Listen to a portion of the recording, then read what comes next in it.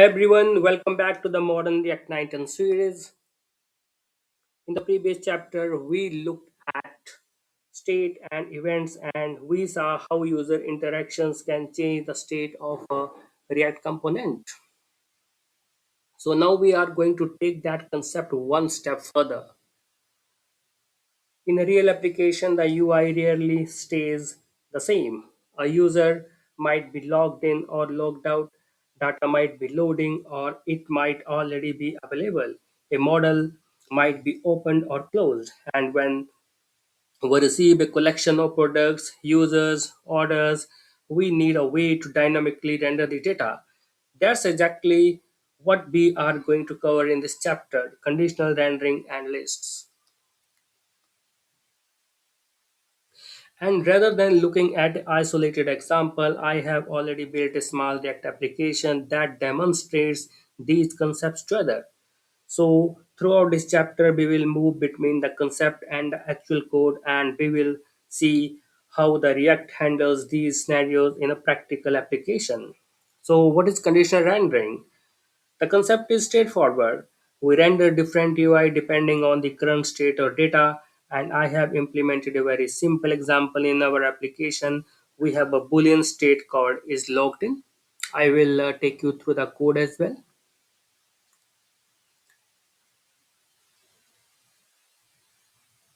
Line number 18. So initially I have set it to false. So the user is considered logged out. So when the user clicks the login button, we change the state. And because the UI is based on the state, the content displayed on the screen changes as well. So this is an important React mindset. We are not manually finding an element and changing its HTML. Instead, we are saying, given the current state, this is what the UI should look like. React takes care of updating the DOM for us. The point to this line number 18, we can say that it's a single piece of state because the source of truth for our login related UI. So, uh, so this is how I declared is logged in.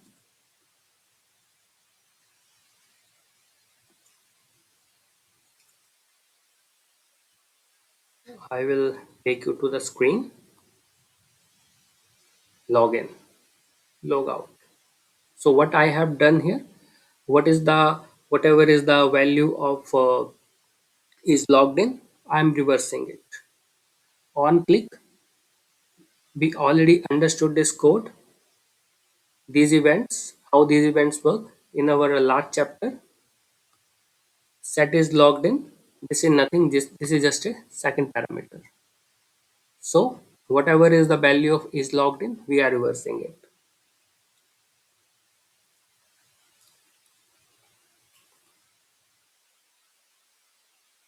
So we understood this ternary operator as well. Line number 37. So this is a simple syntax. Condition question mark, then result for a true colon and result for false.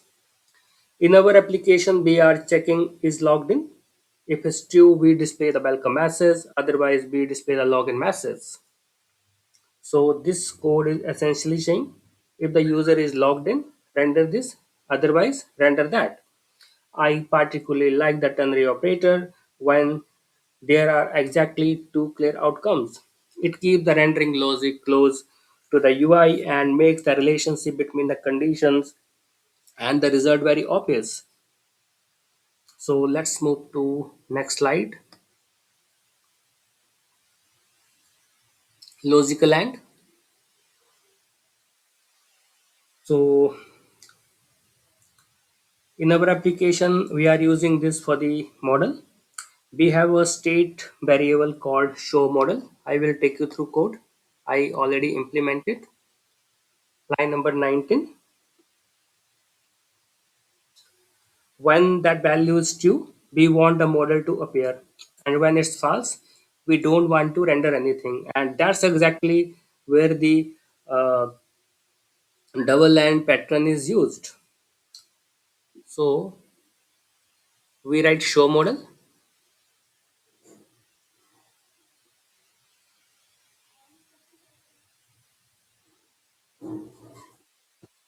You can see line number 46 to 54. Show model. Set show model is reversing the value of show model, and on the basis of the model 51, 52, 53, these lines are shown. So let's I will refresh show model, see what happens.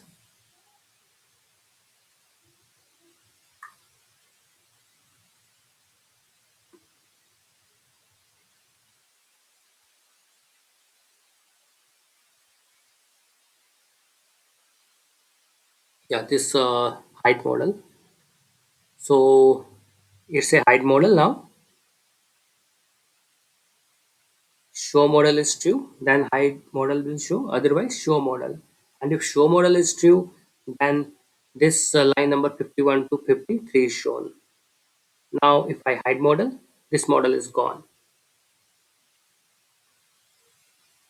So hope you are able to understand this code, and you can practice this code as well. So you will be able to understand it in a better way. So the condition and the UI that depend upon the condition are right next to each other. I will move to next slide. If else for a complex logic. So now there is an important principle here. Not every condition need to be written inside JSX. When the logic become more complex, normal JavaScript if statements can actually make our code easier to understand. So for example, imagine a real API request. We might have a loading state, an error state, an empty state, and finally a successful state. So trying to express all of that using nested ternary operators can quickly become difficult to read. In those situations, I would rather move the logic outside the JSX or use early returns. So don't think of a React as forcing you into one particular syntax. React is a JavaScript. Choose the structure that makes the intent of your code the cleanest. So I would say readable code is more valuable than clever code. I will take you through code. Is logged in. We already saw it. Is loading.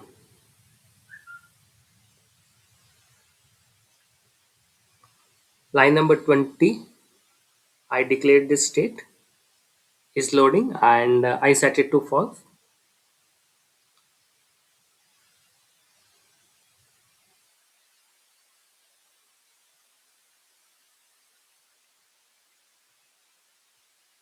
Start loading. Now you can see the message updated to loading products. Stop loading. Data is ready. So currently we don't have a in this line number 64. I'm not showing any products. So I just want to explain you the concepts only. So you can practice it.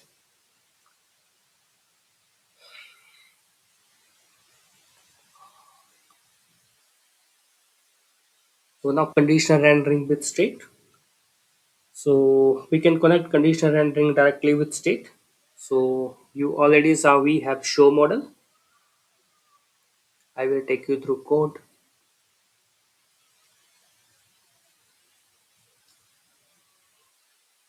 We have show model and initially it's false. When the user clicks the button, we toggle that state.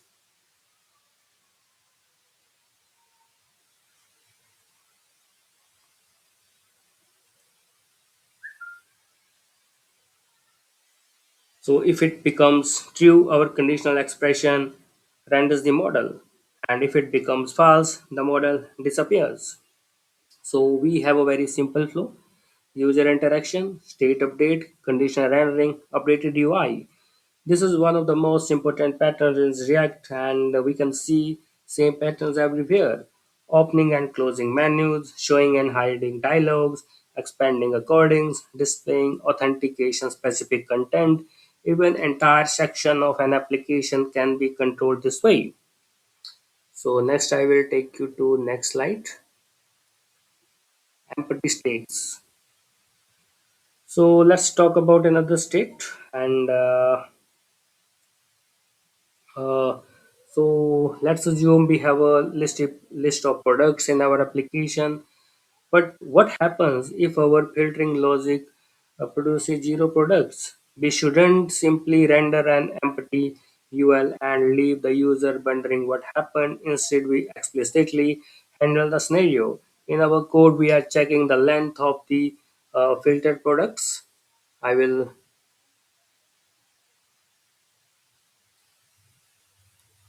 So here I defined the array, line number 11. I have three products with the fields ID, name, price in stock.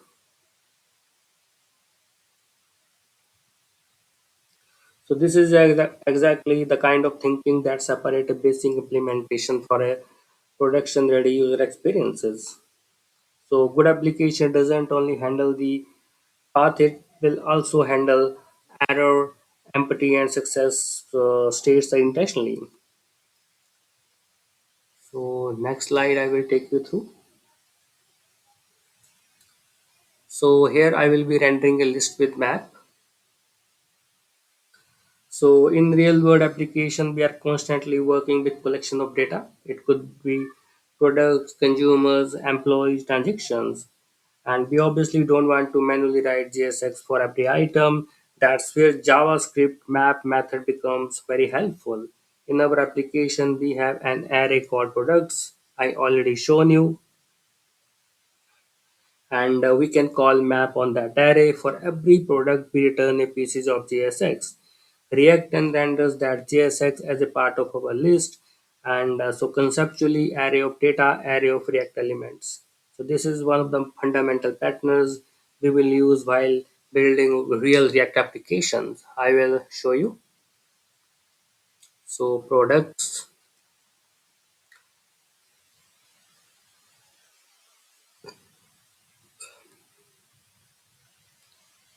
you can see what I did. If is loading not true and filter product length is equal to 0, then no products found. And otherwise we are going to show this is just a, JSX syntax for React, filter products dot map product, and inside it I shown my li. In key, this is for a unique, so every li will have a unique value. So as we have a product dot id is a unique for all the three products, so that's why I made it like this.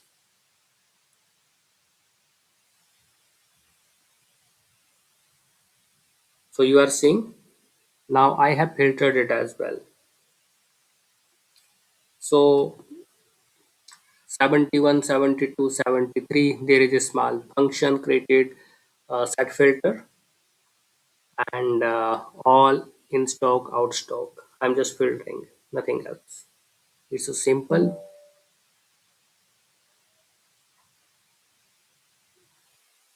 So line number 21, I have declared a state here as well, and with the value all in stock, out stock, and default is on. So now I'm filtering here, in stock, out stock.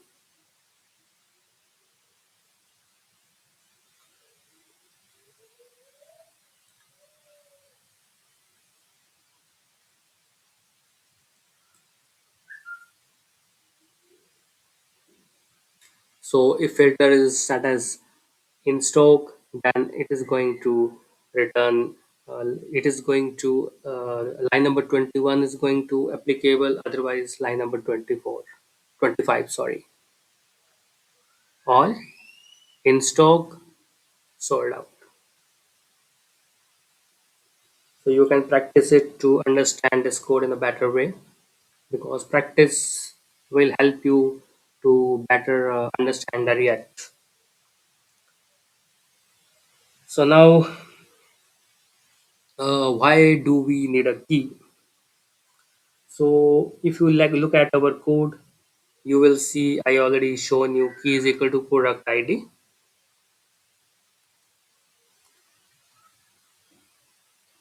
So React uses keys to identify individual elements in a list.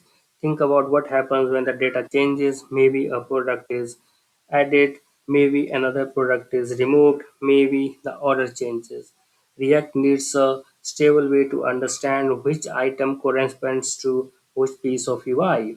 That's why we provide a key. Notice that I'm using the product's ID rather than something like the array position. The ID represents the identity of the product itself. So position can change, but identity should remain stable. So I will take you through next slide. So good versus risky keys. So this brings us an important question. Why not simply use the array index as the key? Technically, we can use an index in certain situation, but it's not always the best choice. Imagine we have three products: laptop, phone, tablet. Their indexes are 0, 1, and 2. Now imagine we insert another product at the beginning. The positions of the existing product will change, but the products themselves haven't changed. That's the problem with using position as identity. When we have a stable ID available, is generally a better choice. So in our example, key is equal to product ID gives React a stable identity for each product. So I will take you next slide. So rendering objects from data. So let's look at the actual structure which I already shown you in Visual Studio. We are using TypeScript here, which is important because we are not just defining arbitrary objects, we have created a product type. Every product has ID, name, price, in-stock property, and then we define our products array using that type. This gives us a type safety and make the structure of our data explicit. Then we map over these products and use their properties to generate our UI. This is a very common production pattern. Type data, transformation, reusable I. And this is where TypeScript and React work particularly well together. So next slide, filtering before rendering. I have a, as you saw already in Visual Studio, I added a filter to the application. Three option: all products, products that are in stock, products that are sold out. Instead of changing the original products array, we are creating a derived array called filter products. This is an important distinction. Our original product data remains unchanged. We are simply deriving the data that we want to display, and then we map over the filtered result. So the flow becomes original data, filter, filter data, map UI. So now next slide, combining conditions plus lists. So now let's step back and look at what we have built. We aren't dealing with just one condition anymore. Our application has multiple possible UI states. We can uh, we can have a loading, have a products available. We can have no products matching our filter, and individual products can be either in stock or sold out. So this is much closer to what we will encounter in a real application. And the important lesson is that these states aren't something React magically manages for us. We model the state and then we describe what the UI should look like for each state. And once we start thinking this way, complex interfaces become much easier to reason about. And so before we move to our final demonstration, let's look at the few mistakes that commonly we make by developing the application with conditional rendering and list. First, forgetting the key when rendering a list. Second, choosing an unstable key when a stable identifier is available. And third, putting too much logic directly inside JSX. So there is nothing wrong with JSX expression, but when a component becomes difficult to read, that's usually a signal that some logic or UI should be extracted. And as front-end engineers, we are not we are not just trying to make the code work. So we are also responsible for making the code maintainable. So I always recommend asking, can another developer understand what this component is doing without having to mentally decide it?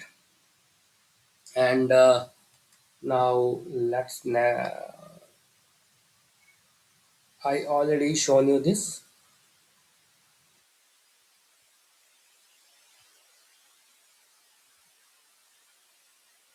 Let me explain it again.